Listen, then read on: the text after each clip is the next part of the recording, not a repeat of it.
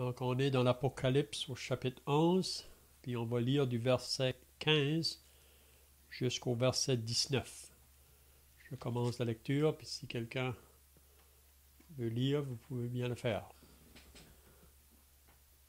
Le 7e ange sonna de la trompette, et il y eut dans le ciel de fortes voix qui disaient: le royaume du monde est remis à notre Seigneur et à son Christ, et il régnera au siècle des siècles. Et les 24 vieillards qui étaient assis devant Dieu sur leur trône se prosternèrent sur leurs faces et ils adorèrent Dieu.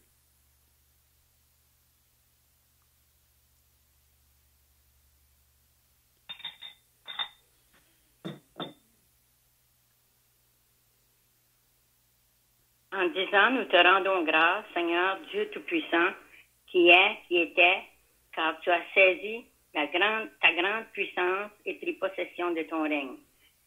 Les nations se sont irritées, ta colère est venue, et le temps est venu de juger les morts, de récompenser tes serviteurs les prophètes, les saints et ceux qui craignent ton nom, les petits et les grands, et d'exterminer ceux qui détruisent la terre.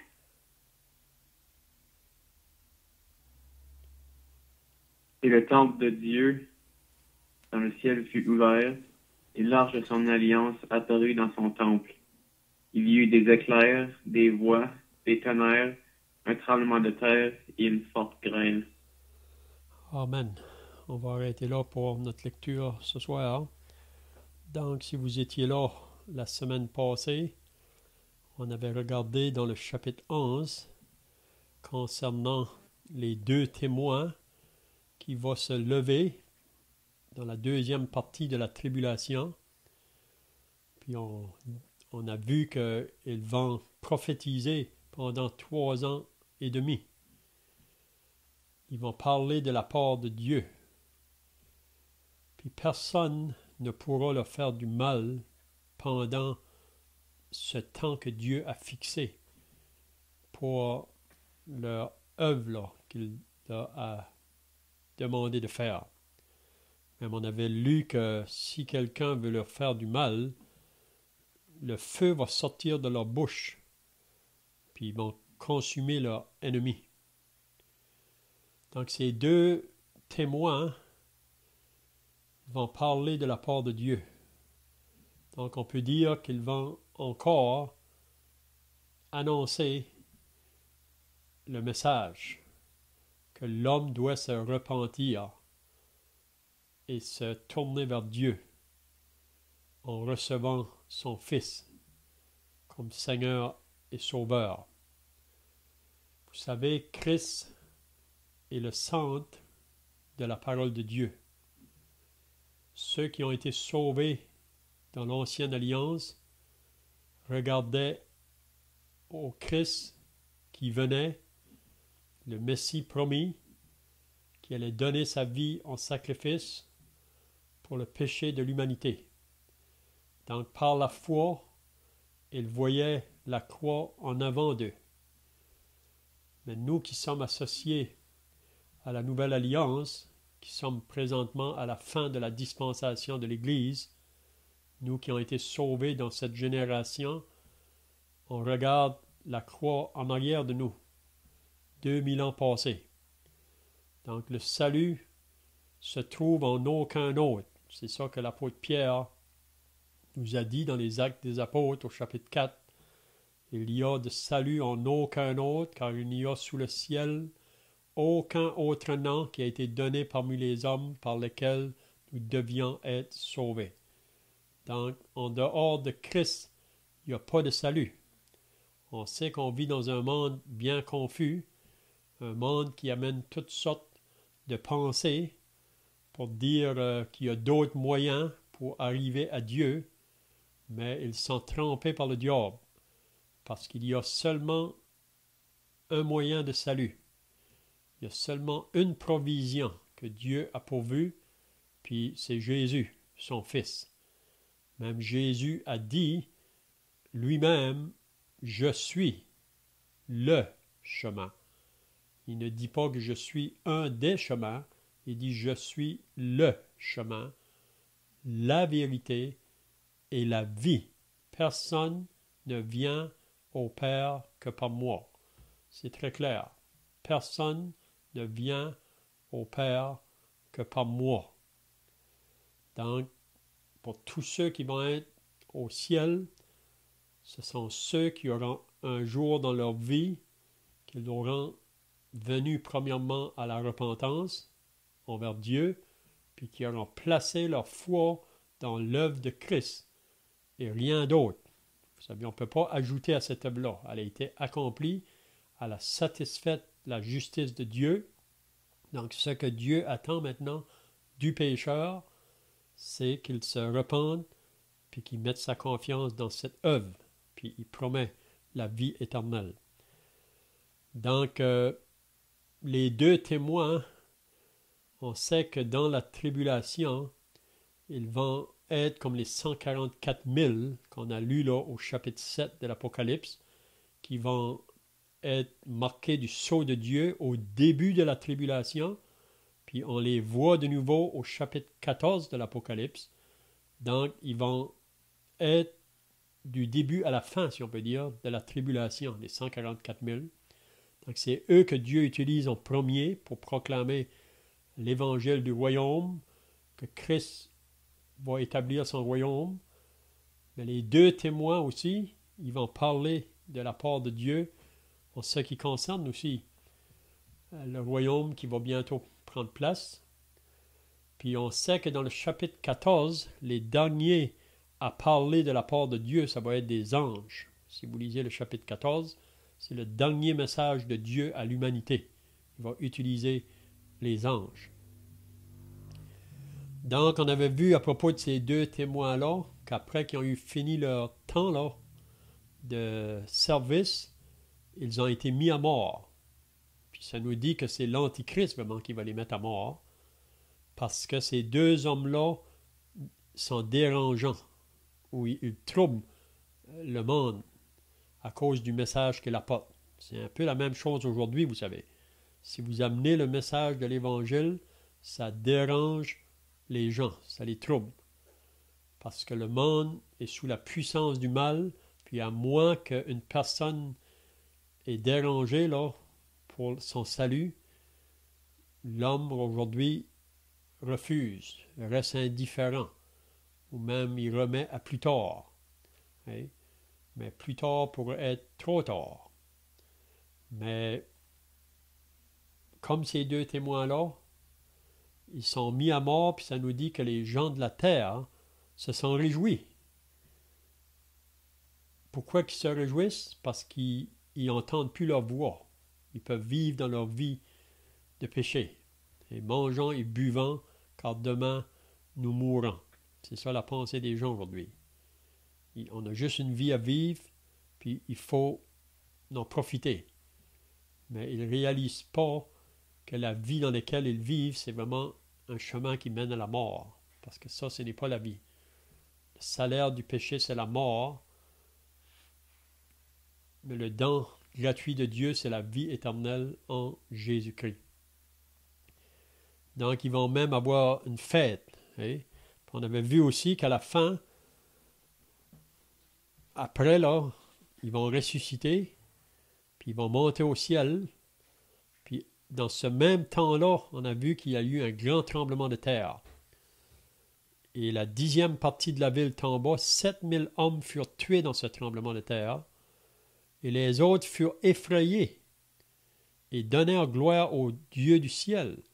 Donc, on voit que quand que Dieu permet des tremblements de terre, parfois ça réveille quelques-uns à la réalité qu'un jour ils devront rendre compte à Dieu.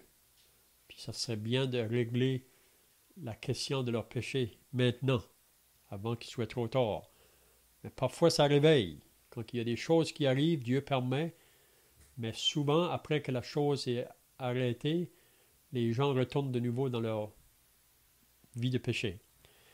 Donc, la fin du chapitre 11, donc, vous allez remarquer, au verset 14, il dit « Le second malheur est passé, voici le troisième malheur vient bientôt. » Donc, vous vous rappelez qu'à la fin du chapitre 8 de l'Apocalypse, un aigle qui fait entendre sa voix du haut du ciel, « Malheur, malheur, malheur aux habitants de la terre, à cause des trois hautes sons de la trompette qui va sonner. » Donc, on avait vu au chapitre 9 le premier malheur,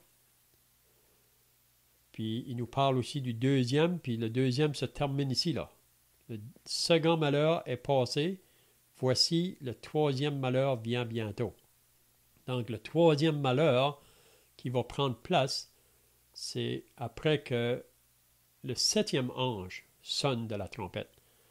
Donc, c'est ça qu'on va voir ce soir-là. Donc, c'est le septième ange qui va sonner la trompette, mais qu'est-ce qu'on va remarquer? Que quand que le septième ange sonne de la trompette, on dirait qu'il ne mentionne pas tout de suite qu'est-ce que ça comprend, ça.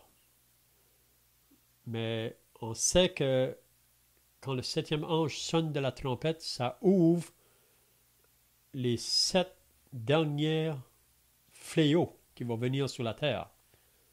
Puis on va voir ça dans le chapitre 16 de l'Apocalypse.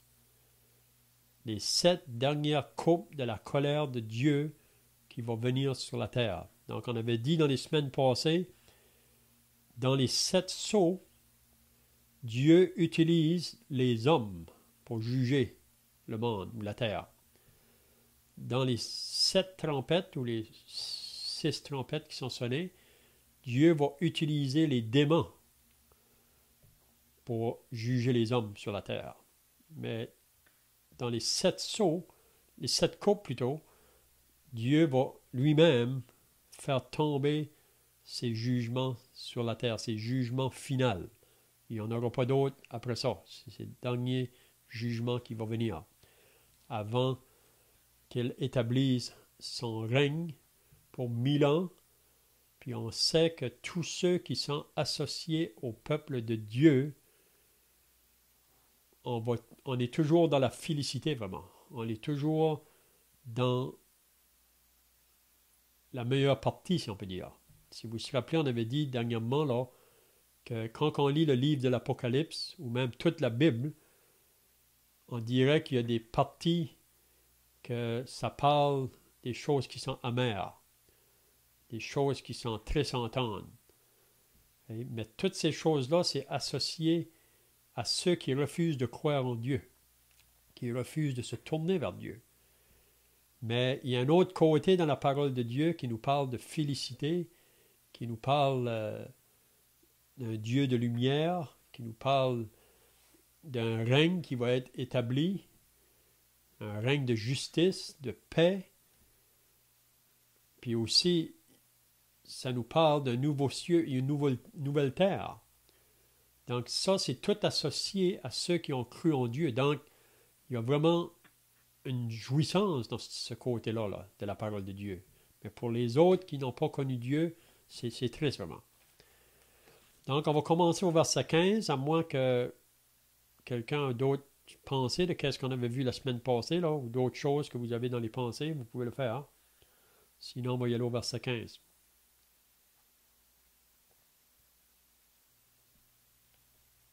Donc, c'est bien de se rappeler donc que maintenant, on est dans la deuxième partie de la tribulation. Et on est rendu à la fin. La fin va bientôt prendre place. Puis le Seigneur va établir son royaume. Un royaume qu'on attend depuis longtemps. Vous savez que Jésus, dans sa prière, il pouvait dire que ton règne vienne, que ta volonté soit faite sur la terre comme au ciel.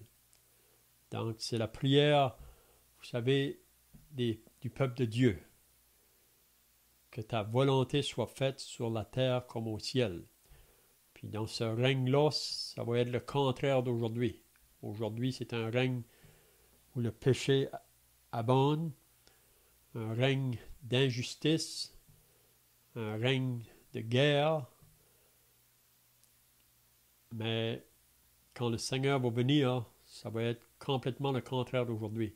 Aujourd'hui, on veut chasser le juste. On veut faire mal à celui qui fait le bien. Mais dans son règne, ça va être le contraire. C'est celui qui va vouloir s'élever pour faire le mal, il va être retranché ou coupé. Il ne pourra pas se manifester. Hein? Ok, donc au verset 15, le 7e ange sonna de la trompette. Donc ça va nous parler du 3e malheur qui va venir. Mais avant, comme j'ai dit tout à l'heure, qui nous parle des malheurs qui vont tomber, il nous parle ici, c'est comme si que c'est déjà fait vraiment. Que le temps est arrivé où que Dieu va prendre contrôle de toute la terre, puis qu'il va établir son règne. Donc, qu'est-ce qu'il dit? Le 7e ange sonna de la trompette, et il y eut dans le ciel de fortes voix qui disaient, donc c'est bien de remarquer ça, ça parle de plusieurs voix, ces gens qui voient toujours ces choses-là, qui entendent ces choses-là dans sa révélation. Puis comme qu'on avait dit, tout ce que Jean nous dit dans le livre de l'Apocalypse, c'est à propos du futur, surtout après le chapitre 3, là. Parce que présentement, nous sommes dans le chapitre 2 et 3 de l'Apocalypse. C'est là qu'on est rendu dans le livre de l'Apocalypse. C'est le temps de l'Église. Après que l'Église sera enlevée, c'est toutes des choses futures qui vont prendre place. Donc, il y eut dans le ciel de fortes voix qui disaient, donc qu'est-ce qu'il disait? Le royaume du monde est remis à notre Seigneur et à son Christ. Et il régnera au siècle des siècles. Donc, qu'est-ce qu'on peut dire ici? Est-ce que quelqu'un a des pensées de qu'est-ce que Jean nous dit ici à ce moment-là? Si.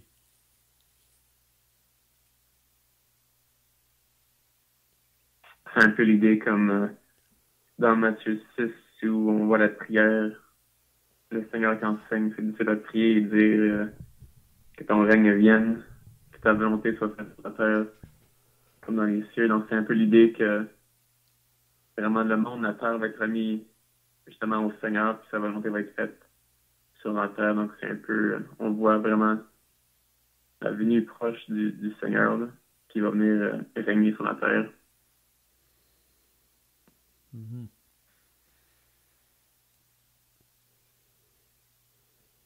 C'est ça, donc c'est un règne qui est attendu depuis longtemps. Mais il faut toujours comprendre qu'avec Dieu, un jour est comme 1000 ans est comme un jour. Pour nous, ça nous paraît lent, mais pour Dieu, c'est juste 2 jours qui ont passé depuis que son Fils a été mis sur la croix. Puis aussi, c'est que Dieu est patient.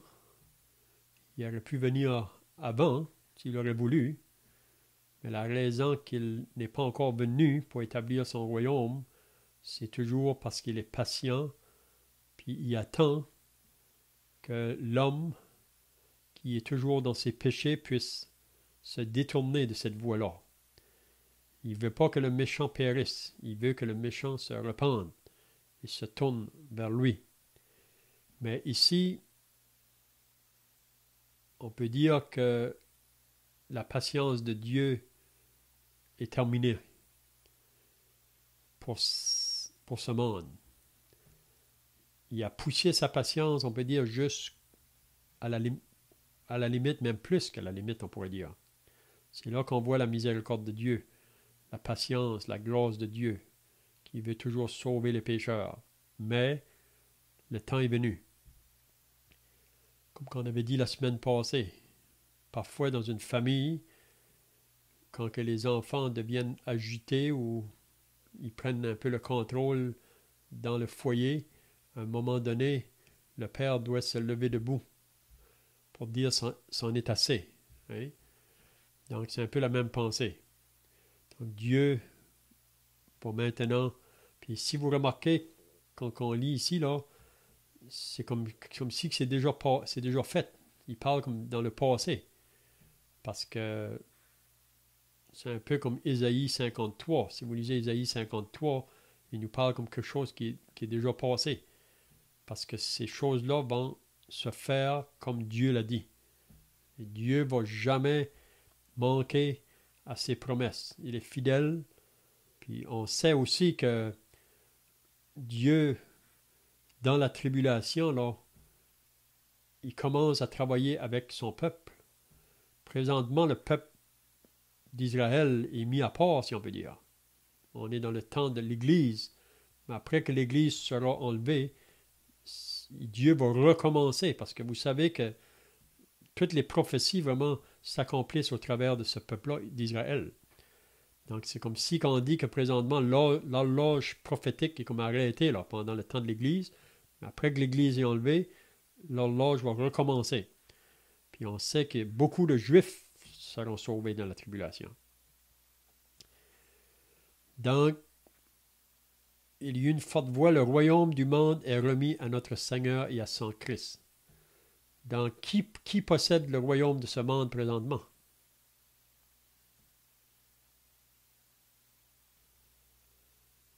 Est-ce que ce n'est pas le diable présentement qui règne dans ce monde?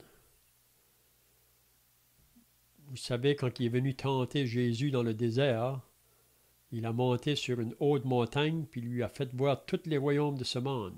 Il dit, si tu te prosternes, je vais te les donner. Oui?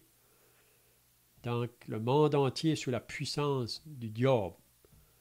Mais ça va bientôt finir. Le royaume de ce monde va être remis. C'est Christ qui va régner. Ça dit qu'il est remis à notre Seigneur et à son Christ. Il régnera au siècle des siècles. Qu'est-ce qu'il veut dire quand il dit est remis à notre Seigneur et à son Christ?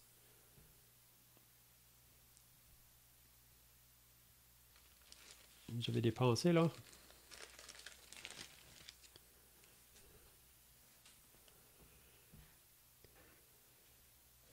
Si on va dans 1 Corinthiens 15, au verset 24, il nous parle quand viendra la fin, là. 1 Corinthiens 15, le verset 24. Si quelqu'un veut lire du verset 24 jusqu'au verset 28, peut-être.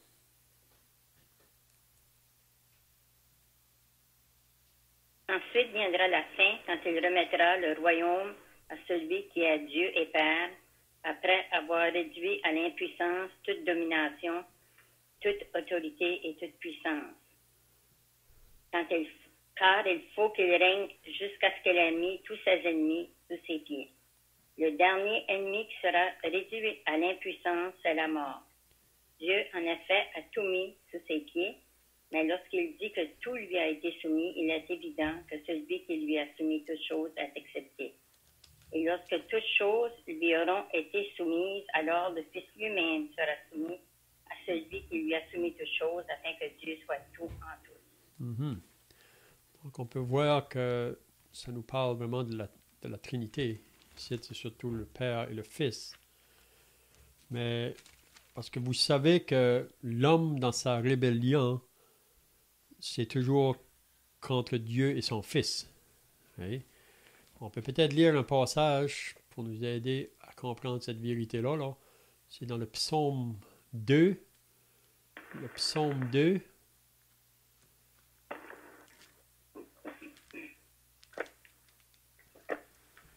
On va lire le psaume 2 au complet. Je commence la lecture, puis vous allez suivre. Pourquoi ce tumulte parmi les nations? Ces vaines pensées parmi les peuples? Pourquoi les rois de la terre se soulèvent-ils? Et les princes se liguent-ils avec eux contre l'Éternel et contre son roi? Brisons leurs liens, délivrons-nous de leurs chaînes. Celui qui règne dans les cieux rit, le Seigneur se moque d'eux.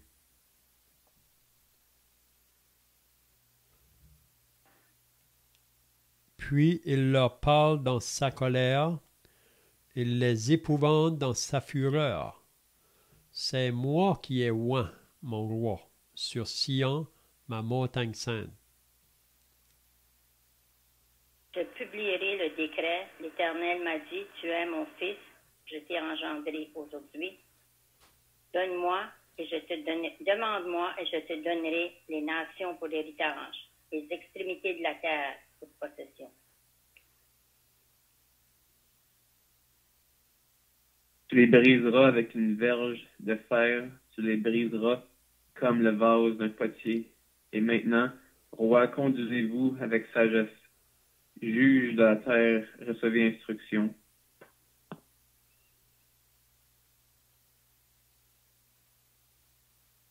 Servez l'Éternel avec crainte et réjouissez-vous avec tremblement. Baisez le Fils, de peur qu'il ne s'irrite et que vous ne périssiez dans votre voie, car sa colère est prompte à s'enflammer. Heureux tous ceux qui se confient en lui. Donc ici, on voit que les rois de la terre, les princes, tous les hommes en haute autorité, là, ils se soulèvent vraiment contre Dieu et contre son roi. Puis vous savez que quand les rois ou ceux qui sont en autorité sont opposés à Dieu, donc ils vont avoir une grosse influence sur le peuple. Donc le peuple va les écouter. C'est un peu comme dans la tribulation. L'Antichrist et le faux prophète, ils vont avoir une grande influence sur le peuple. Mais la raison qu'ils veulent se mettre contre Dieu et contre son Fils, c'est parce que pour beaucoup, être avec Dieu et appartenir au Seigneur Jésus, c'est comme si c'était un esclavage. Et c'est comme si que ça nous lie. Okay? Mais c'est le contraire. L'homme aujourd'hui, parce qu'il refuse de se tourner vers Dieu et vers Jésus-Christ, son Fils, il est dans l'esclavage. Il se lie davantage, plus qu'on marche dans le chemin là, d'éloignement, on se lie davantage, on devient des esclaves davantage. C'est ça qu'il dit au verset 3. Brisons leurs liens, délivrons-nous de leurs chaînes. C'est ça qu'on pense. C'est comme si que de venir à Dieu, on est comme enchaîné. Mais Dieu qui siège dans les cieux, ça dit, il rit. Vous savez, on voit à 4 places dans la Bible où que Dieu rit. Mais il rit vraiment parce que l'homme pense qu'il est bien sur son chemin. Parfois, ça paraît que c'est le mal qui domine, mais à la fin, c'est Dieu qui aura le dernier mot. Puis Dieu souvent se rit parce que les gens, la manière qu'ils vivent leur vie, ils sont insensés vraiment. C'est ça que Dieu veut leur dire. On voit ça même dans les proverbes, là, qui dit que Dieu rit. Le Seigneur se moque d'eux, puis il leur parle dans sa colère, il les épouvante dans sa fureur. Donc Dieu, tantôt d'une manière, tantôt d'une autre, il parle au peuple, il parle au monde. Mais l'homme, on dirait quand que Dieu parle, il envoie des fléaux. Ça paraît que parfois on est repentant, mais le moment que le fléau est parti, l'homme veut continuer dans sa voie. Mais là, qu'est-ce qu'on voit à la fin? Il avertit le peuple, hein? Il avertit le monde. Et maintenant, roi, conduisez-vous avec sagesse. Juge de la terre, recevez instruction. Servez l'Éternel avec crainte et réjouissez-vous avec tremblement. Baisez le Fils. Donc, c'est le temps. Encore aujourd'hui, c'est de baiser le Fils. Ça veut dire, prenez le Fils. De peur qu'il ne s'irrite. Parce qu'aujourd'hui, le Fils se présente toujours comme sauveur. Mais on sait que bientôt, il va se lever comme l'agneau en colère. Donc, c'est le temps de se réconcilier avec lui. Okay? Baisez le Fils de peur qu'il ne s'irrite et que vous ne périssiez dans votre voie, car sa colère est prompte à s'enflammer. Heureux tous ceux qui se confient en lui. Donc, l'homme heureux, c'est celui qui se confie en Christ.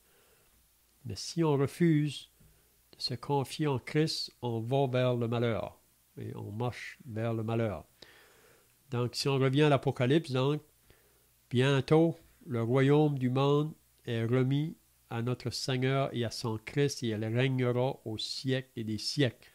On sait que le règne va durer 1000 ans. Quand on parle du royaume qui va être établi sur la terre, c'est 1000 ans.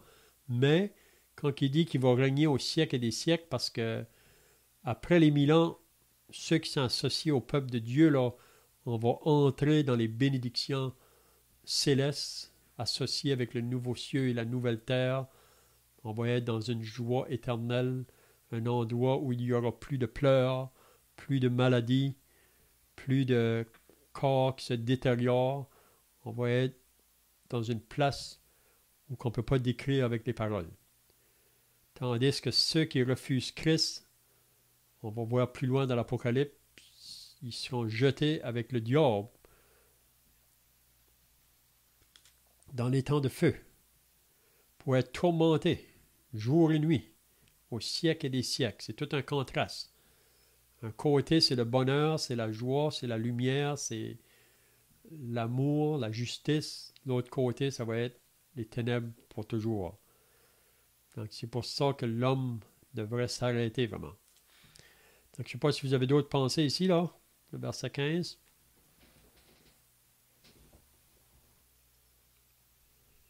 Non, juste pour clarifier, quand ça dit notre Seigneur et son Christ, ça parle vraiment du Père et du Fils ici. Oui, probablement, c'est ça. On pourrait dire que ça nous révèle la Trinité. Parce que Dieu, présentement, il veut que tout soit soumis à son Fils. Mais à la fin, le Fils va remettre tout au Père. Hein? Donc, parce qu'on sait que c'est Dieu vraiment, comment je dirais, ils ont chacun leur rôle, là. Le Père, le Fils, le Saint-Esprit. Mais ils sont un vraiment dans le plan de Dieu, et dans tout le plan que Dieu a pourvu. Mais chacun a son rôle. Okay, le verset 16, et les 24 vieillards qui étaient assis devant Dieu sur leur trône se prosternèrent sur leur face et l'adorèrent Dieu. Donc, vous vous rappelez des 24 vieillards? Où est-ce qu'on les a vus, ces 24 vieillards-là, la première fois? Dans le livre de l'Apocalypse.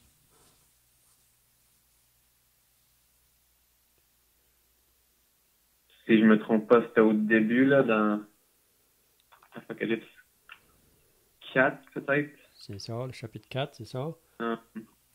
C'était vraiment quand Jean il a vu la porte ouverte là, dans le ciel qui a été apportée. C'était vraiment la scène. Je veux dire où c'est que Dieu était sur son trône. Là, et les vieillards étaient sur leur propre trône autour du trône de Dieu. Mm-hmm. Puis qui est-ce qui représente les 24 vieillards qu'on avait vus?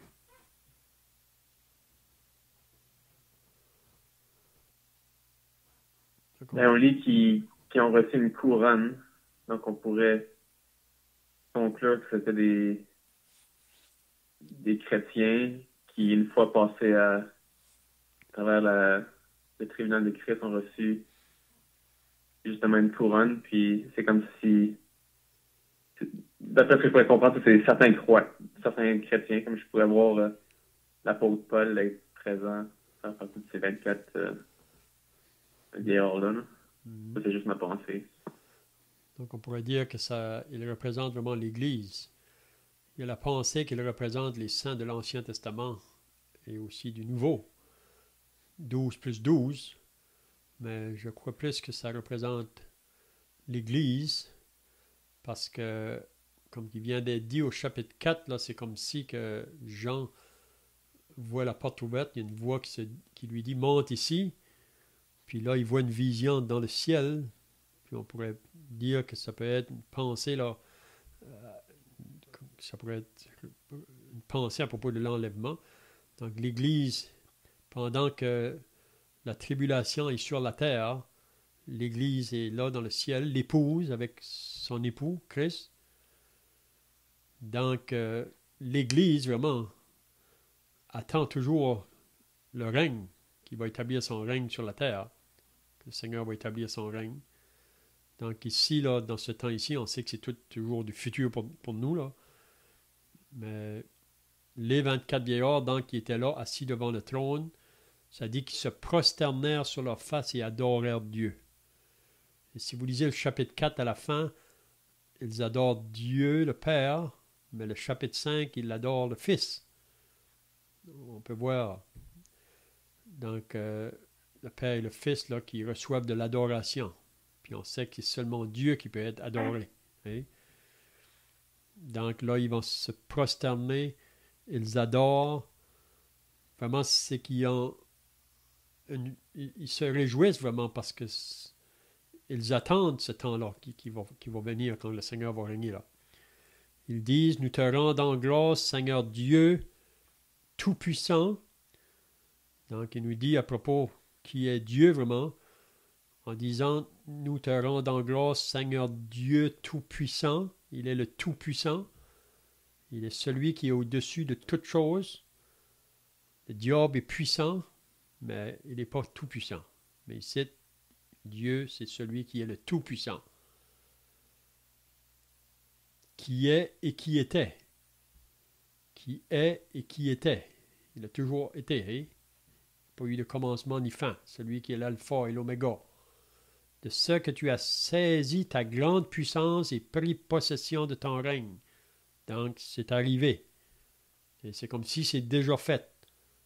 Parce que c'est juste une question de temps ici, là. On est rendu à la fin. Hein? Donc, son règne va être établi. Le mal va être arrêté. C'est à ce moment-là que Satan va être jeté dans l'abîme. Il va être enchaîné pendant 1000 ans. Puis le Seigneur établira son règne. Mais les nations se sont irritées. Et ta colère est venue. Donc les nations, c'est toujours ceux qui s'irritent plutôt de se repentir, de se mettre d'accord avec le Dieu créateur, le Dieu tout-puissant. Il manifeste toujours de l'irritation. C'est la raison pourquoi que la colère de Dieu vient. Et ta colère est venue et le temps est venu de juger les morts. Donc juger tous ceux qui ont refusé de croire en Christ. Vous savez que Jésus a dit dans Jean chapitre 5, « Ne vous étonnez pas de cela, car l'heure vient où tous ceux qui sont dans les tombeaux ou dans les sépulcres entendront sa voix. Les uns ressusciteront pour la vie éternelle, les autres pour le jugement éternel. » Donc, tous ceux qui refusent Christ, donc, ils auront à subir la colère de Dieu qui va venir sur eux. Puis ils seront jugés pour avoir refusé de croire en Jésus, qui auront refusé de l'accepter comme Sauveur et Seigneur. Puis aussi, il vient pour récompenser tes serviteurs, les prophètes, les saints, et ceux qui craignent ton nom, les petits et les grands, et de détruire ceux qui détruisent la terre. Donc, il va récompenser. Donc, chaque homme ou femme de Dieu, tous ceux qui ont cru en Dieu, un jour Dieu veut récompenser. Ceux qui ont marché pour lui, là, dans la fidélité, au travers de l'opposition, des persécutions, du mépris, de la moquerie. Un jour, Jésus l'a dit, « Heureux serez-vous lorsqu'on vous outragera, qu'on vous persécutera, qu'on dira de vous toutes sortes de mal à cause de mon nom. Réjouissez-vous, il y a une grande récompense qui vous attend dans les cieux. » Donc, Dieu veut récompenser ses serviteurs. Au tribunal de Christ, il veut donner des récompenses. Donc, qu'est-ce qui va déterminer les récompenses qu'on va avoir? C'est notre fidélité présentement sur la terre. Ce qu'on fait pour lui. Et il va nous récompenser pour ça. Donc, peut-être aujourd'hui, c'est difficile.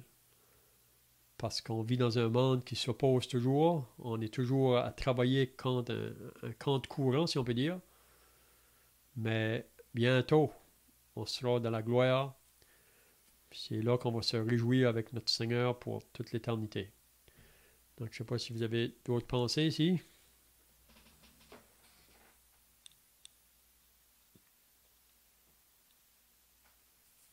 Juste pour clarifier au verset 18, quand il dit le temps est venu de juger les morts, est-ce que ça parle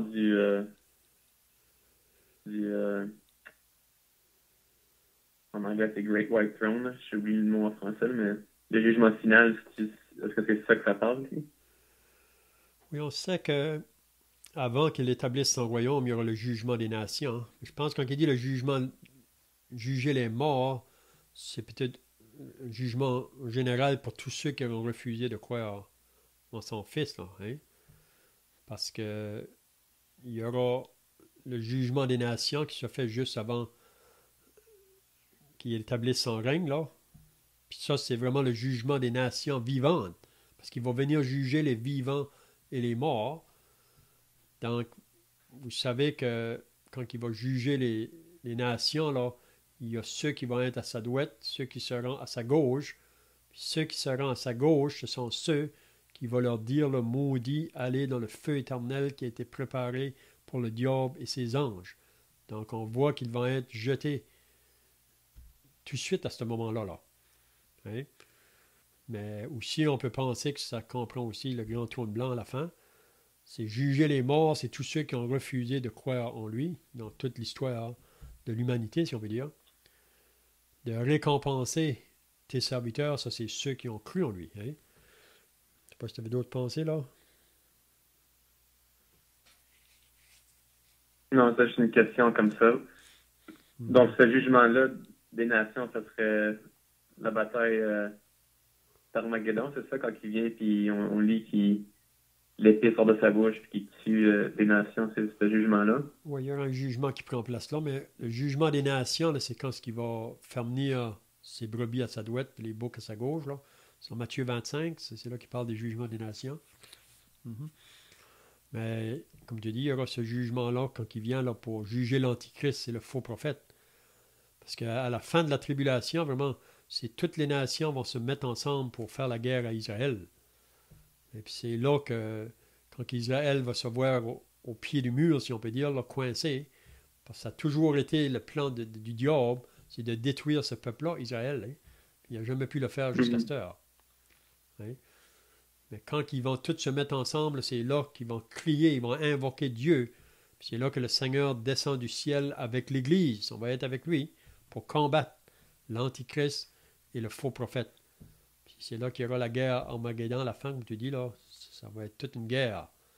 Puis probablement que c'est possible que c'est bien proche, alors, plus proche qu'on pense. C'est juste une question des événements qui doivent prendre place, là. Donc, on peut peut-être finir avec le verset 19, là. Et le temple de Dieu dans le ciel fut ouvert.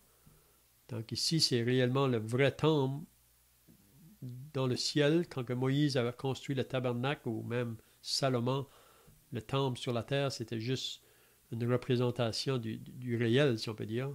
Et le temple de Dieu dans le ciel fut ouvert et l'arche de son alliance apparut dans son temple. Et il y eut des éclairs. On a déjà vu ça dans les passages précédents, là, quand il parle des éclairs, des voix de tonnerre, un tremblement de terre, une forte grêle. Ça parle vraiment encore des jugements qui vont prendre place. Là. On est rendu à la fin de la tribulation. Hein? Donc, chapitre 12, 13 et 14, même 15, là, on voit que c'est comme beaucoup d'autres choses qui vont être mentionnées. Là. On va voir surtout le travail du diable. On va voir aussi le côté de Dieu, du côté de Dieu. Puis après ça, au chapitre 16, là, on verra la continuité, si on peut dire, concernant la 7e trompette qui sonne. Là. C'est bien, je ne sais pas si vous avez des questions pour finir ou d'autres pensées, là, sinon on termine par la prière. Juste une petite question. L'arche de son alliance, on peut voir que dans le tabernacle, c'est assez simple de voir ce que c'était. Ça contenait les commandements, la verge d'Aaron, puis la manna, mais l'arche de son alliance dans le vrai temple de Dieu dans les cieux. Qu'est-ce que ça serait? Est-ce que ça serait Christ lui-même? Oui, ça représente vraiment la présence de Dieu ou la gloire de Dieu, on pourrait dire, parce qu'on sait que dans le tabernacle ou le temple, l'arche de l'alliance était dans le lieu très saint. C'est pas n'importe qui pouvait rentrer là, là. C'est vraiment là où la présence de Dieu est. C'est seulement le souverain sacrificateur qui pouvait rentrer une fois l'an. Même vous savez que cette arche-là, l'arche terrestre, à un moment donné, là, il a été pris, puis il avait été mené parmi les Philistins.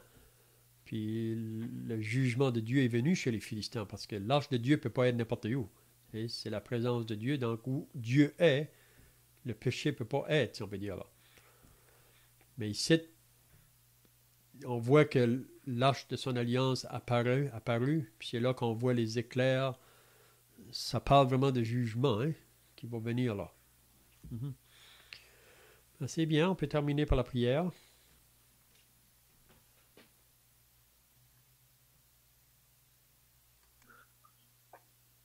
Père Céleste, nous venons devant un Père qui est juste, un Père qui est